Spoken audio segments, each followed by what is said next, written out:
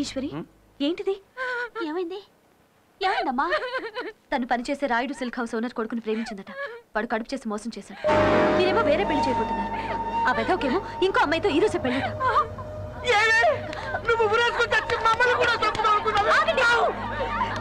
కొట్టాల్సింది ఈశ్వర్ని కాదు, తన్ని మోసం చేసి వేరే పెళ్లి చేసుకుంటున్న ఆ రాస్కెల్ని. వాడిని చెప్పుతో కొట్టి వాడి చేతుల్ని తాడు కట్టించాలి. కరెక్ట్ గా చెప్పావమ్మా. బాలయ్య బయలుదేరు. ఆగు, ఇది పవిత్రమైన పెళ్లి విషయం. తాగి అక్కడ మాట్లాడితే తప్పు మందైపోతుంది. ఇది మా ఆడవాళ్ళ సమస్య. మా లేడీస్ పవర్ ఏంటో అక్కడే నిరూపించి మేమే వాడితో పెళ్లి జరిపిస్తాం.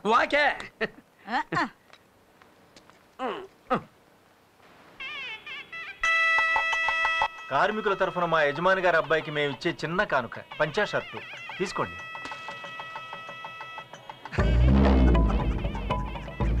నా కొట్లోనే గుడ్డ కొట్టేసి, నా కొట్లోనే దీన్ని కుట్టేసి, నా కవర్లోనే పార్సుల్ కట్టేసి నా కొడుక్కే పెళ్లి కానుక ఇస్తున్నారంటే నిజంగా దొంగ గాడిదలరా మీ లేబర్ వాళ్ళు. పెద్దోళ్ళు వచ్చే టైం కాళ్ళ కడ్డం పడకూడదు. వెళ్ళండి, వెళ్ళి 6 రోజులు అవతల కూర్చోండి. పుడే మీ అందరికీ భోజనాలు కూడా పైన కాదు, కింద నేల మీద కూర్చొని తినాలి. పొండే పొండే పొండే. లేబరర్స్ నిలబడి పని చేయాల్సిన వాళ్ళు కుర్చీలో కూర్చొని తినడం అలవాటైతే బద్ధకం బలిసిపోతుంది. అందుకే అలా అన్నా. నేను చెప్పానే ఈ అమ్మాయినేమ్మా. మీ అబ్బాయి సుధీర్ ఈ అమ్మాయిని ప్రేమించి కడుపు చేసి పెళ్లి చేసుకుంటానని అబద్ధం చెప్పి ఇప్పుడు ఇంకో అమ్మాయి మెళ్ళ తాళి కట్టాలనుకుంటున్నాడు. చిన్న ముందు గోలా కూడా వచ్చేసి మా పరువు తీయకుండా డబ్బెంత కావాలో అడుగు, ఇస్తాను, తీసుకో, వెళ్ళిపో. ఆ అమ్మాయికి అవసరమైంది డబ్బే అయితే అది ఎంతైనా సరే నేను ఇవ్వగలను. కానీ ఇప్పుడు ఈ అమ్మాయికి కావాల్సింది జీవితం. అది నీ కొడుకు మాత్రమే ఇవ్వగలడు. చాలు, ఎవరికో అదొక కూలీది, నా కొట్లో పనిచేసే లేబర్ది, ఈ రాయుడికి కొడలా. ఆ సంగతి ఆలోచించాల్సింది నీ కొడుకు. తప్పు వీడిది కూడా ఉంది. ఆ తప్పులు ఆలోచించాల్సిన దాడది. ఏ బ్రాంతి కొట్టుకెళ్ళి కోట్ల కొన్నా ఫ్రీగా ఇస్తారని అది వాడమని ఆ పిల్ల వాడికి చెప్పచ్చుగా. ఎందుకు చెప్పలేదు ఆ పిల్ల? నాకు తెలుసు దానికి కావాల్సింది నా కొడుకు కాదు, డబ్బు డబ్బు. అందుకే వాడి ముందు పట్టనిప్పింది. మర్యాదగా ఇక్కడి నుంచి వెళ్ళిపోండి, లేకపోతే ఈ పిల్లకొచ్చిన కడుపే మీ అందరికీ వచ్చేలా చేయిస్తా. రాయుడు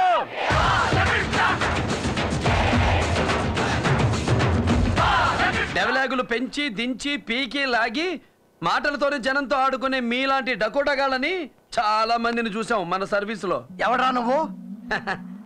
లేబర్, నేల క్లాస్ టికెట్ గారిని. ఒకే డైలాగ్ తో మాస్ మొత్తాన్ని కవర్ చేస్తున్న పెద్ద డేంజర్ పార్టీలా ఉన్నావే. డైలాగులు మాత్రమే కాదు, యాక్షన్ లో కూడా చాలా డేంజర్ గానే. మనం కొట్టేది రాయల్ ఛాలెంజ్, నీలాంటి వాళ్ళతో ఎప్పుడు ఛాలెంజే. ఆఫ్టర్ ఆల్ కూలీ ఏంట్రా నీ ఛాలెంజ్? కూలీ కూలీ అని మాటి మాటికి అంటున్నావే. ఆ కూలీ వాళ్ళు లేబర్ వాళ్ళు లేకుండా ఓసిగా ఉండే నీ బతుకు ఏ సీరెంచుకు వచ్చిందా? నీ కొట్టు తెరవడం దగ్గర నుంచి నీ బతుకు ముయ్యడం వరకు ఈ లేబర్ అవసరం. ఈ లేబరే లేకపోతే మీరంతా లోఫర్స్.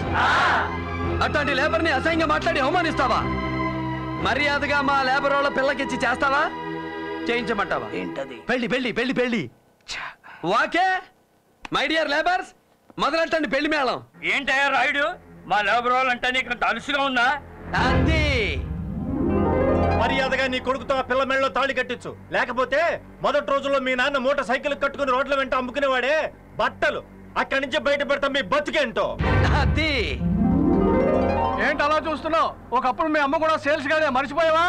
అది ఇప్పుడు ఇక్కడ ఈ పెళ్లి మా పిల్లతో జరగకపోతే నీ కొట్టు తలుపులు ఎప్పుడూ తెరుచుకోవు. చెప్పు, పెళ్లి చేస్తావా, కొట్టు మూస్తావా? Sound తాడగండి, sound తాడగండి.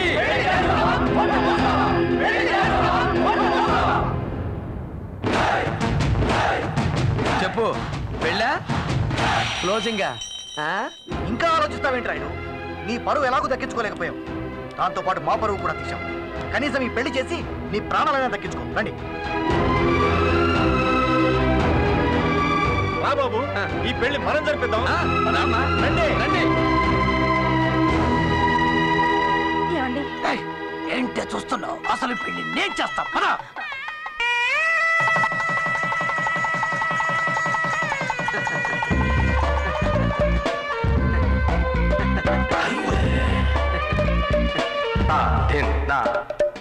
తా ధిన్ నా తా తా.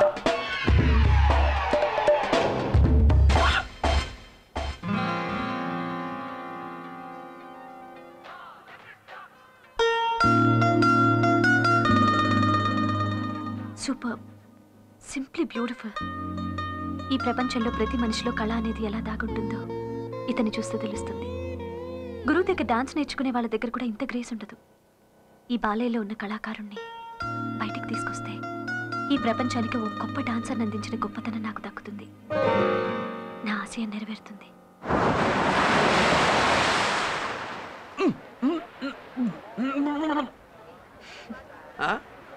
నేను ఒక విషయం అడుగుతాను, చెప్తావా? 100 విషయాలు అడుగు, కానీ ఒకే జవాబు చెప్తా. ఈ మందు రౌడీజం మానేస్తే ఎంత గొప్పవాడు అవుతావు తెలుసా? హోల్డ్ ఆన్ క్లాసులు వద్దు. రౌడీజం ఏంటి? కనపడిన వాడినల్లా ఇష్టం వచ్చినట్టు కొట్టడం, ఈ సెంటర్ మొత్తానికి నువ్వే పెద్ద దాదాగా ఫీల్ అవడం. దాదానా? మంచోడికి లేబర్కి అన్యాయం జరుగుతుంటే చూస్తూ ఊరుకోలేను. నేను తిరగబడతాను, ఎరగొడతాను. అదే బాలయ్య అంటే ఈ దౌర్జన్యాన్ని, హింసని మానుకోవా? ఇప్పుడున్న ఈ 2007వ సంవత్సరంలో గుళ్ళో పూజారి కూడా కళ్ళెదుట హుండీలు ఎత్తుకుపోతుంటే చేతిలో ఉన్న కొబ్బరికాయలు కొట్టే రాడుతో తల పగలగొడితేనే పూజారికి రక్షణ, దేవుడికి గౌరవం. ఏంటి, పూజారి కూడా హింస చేయాలా? ఇది చాలా అన్యాయం. కాదు, అదే ఈ కాలపు న్యాయం. ఏ దేవుడికి ఆయుధం లేదో చెప్పు? శివుడికి శూలం, విష్ణువుకి చక్రం, అయ్యప్పకి ఖడ్గం. అంతెందుకు మీ ఆడదేవత అదే మా బెజవాడ కనకదుర్గమ్మ చేతిలో పెద్ద శూలం, ఎగస్ట్రాగా కాళ్ళ కింద ఒక నేసి తొక్కుతూ ఉంటుంది. ఆడేంటి దేశానికి స్వతంత్రం తెచ్చినోడా? కాదు, ఆ కాలం రౌడీ, అందుకే ఆడిని తొక్కి తోలు తీస్తుంది. అలాంటి యజమాని ఎరగొట్టడమే రౌడీయిజం అయితే అదే మన యజం. వాకే సరే, నీ మీద నాకున్న గౌరవాన్ని నిలబెట్టుకోవాలంటే నా ముందు ఎవరి మీద చేయెత్తకూడదు. నాకు అది నచ్చదు. ఏంటి? నీకు నచ్చకపోతే నేను మానేయాలా? సరే, నీ ముందు ఎవరి మీద చెయ్యెత్తను. ఓకే? సాగరమేనా చేరువనున్నా దాహం తీరదులే. సరళమ్మ చచ్చిపోయిందా? పెదకాపు లేఅవుట్ ఏరియాలో కళ్యాణ మండపం బుక్ చేశానని చెప్పావే, అక్కడికి నువ్వు మాత్రమే వెళ్ళావా? అవును, నేను మాత్రమే వెళ్ళాను. అబద్ధం. సరళమ్మని కూడా తీసుకునే వెళ్ళావు. ఎవరు చెప్పారు? సరళమ్మ చనిపోయింది ఆ కళ్యాణ మండపం ఎదురుగా ఉన్న మెయిన్ రోడ్లో అని ఎప్పుడైతే నాకు తెలిసిందో అప్పుడే ఆమె చావుకు కారణం నువ్వే అని తెలుసుకున్నాను. నో, ఆవిడ అక్కడికి తీసుకువెళ్ళింది, మాట్లాడింది నిజం. కానీ ఆవిడ చావుకి కారణం మాత్రం నేను కాదు. మరెవరు? ఆవిడ స్థితి, పరిస్థితి మన అంతస్తుకు సరిపోమన్న నిజాన్ని ఆవిడ జీర్ణించుకోలేకపోయింది. అందుకే సరళమ్మ చనిపోయింది. నా దగ్గర అన్ని ఒప్పుకున్నట్టు మాట్లాడి ఆవిడ దగ్గర మరోలా మాట్లాడావు కదూ? నాకు ఇష్టమైంది మాత్రమే ఇంతకాలం చేసిన నువ్వు నాకిష్టం లేనిది నాకు తెలియకుండా చేశావు. అలాంటిదే ఇది కూడా. మాస్ డాన్స్ రీసెర్చ్ కోసమని ఆ హాస్టల్లో సెటిల్ అయ్యి అక్కడున్న ఒక లో క్లాస్ లేబర్ని ప్రేమిస్తే నేను ఒప్పుకుంటానా? అసలు నీ రేంజ్ ఏంటో, మన లైఫ్ ఏంటో ఆ సరళమ్మ దాని కొడుకు తెలుసుకోవద్దా? మన ఆస్తి సముద్రం అంతా, వాళ్ళ బ్రతుకు గుడిసంతా. ఆ సముద్రం కోసం గుడిసె ఆశపడితే అది అందులోనే మునిగిపోతుంది. అదే సరళమ్మ విషయంలో కూడా జరిగింది. దీనికి నువ్వు నేను బాధపడవలసిన అవసరం. నువ్వు చేరాల్సిన స్కూలు, చదువుకున్న కాలేజ్, నువ్వు కట్టుకున్న చీర నుంచి నువ్వు కట్టబోయే మ్యూజిక్ కాలేజ్ వరకు 1000 డిజైన్లు చూస్తే గానీ డిసైడ్ చేయను మీ అమ్మ. జీవితాంతం నిన్ను కట్టుకుని బ్రతకాల్సిన వాడు ఎలా ఉండాలో, వాడి రేంజ్ ఏంటో, వాడి స్టేటస్ ఏంటో తెలుసుకోకుండానే డిసైడ్ చేస్తుందని ఎలా అనుకున్నావు భైరవి? అన్ని స్థాయిలు ఆలోచించే మా నాన్నతో తాళి కట్టించుకున్నావు. మరెందుకు పెళ్ళైన 4 ఏళ్లకే వీధికేకి విడాకులు తీసుకున్నావు? సో నీ లైఫ్ సెట్ చేసుకోవడమే నీ వల్ల కాలేదు. నా లైఫ్ డిసైడ్ చేస్తావా? Shut up. ఈ చాముండేశ్వరి ఫ్లవర్ బొకే కొన్నా 5 స్టార్ హోటల్లో కొంటుందే గానీ ప్లాట్ఫామ్ లో కొందాం. వాడి అమ్మ వాడు చచ్చినా బ్రతికినా ఒక ప్లాట్ఫామ్ గాని నీకు భర్తగా చేయడానికి చచ్చినా ఒప్పుకోను. ఒప్పుకున్నా ఇంకా కుదరదమ్మా. సరళమ్మ చావుకి కారణం నువ్వని తెలిసాక బాలయ్య నా మొహం కూడా చూడు. బాలయ్య నేను బ్రతుకు నేను కళ్ళు కూడా ఊహించుకోలేను. సరళమ్మ చావుని బాలయ్యకి నువ్వు బహుమతిగా ఇచ్చావు. అలాగే నేను కూడా నీకు బహుమతినివ్వబోతున్నాను. అతనికి అమ్మ లేదు, ఇక నీకు ఈ కూతురు కూడా లేదు. భైరవి, భైరవి.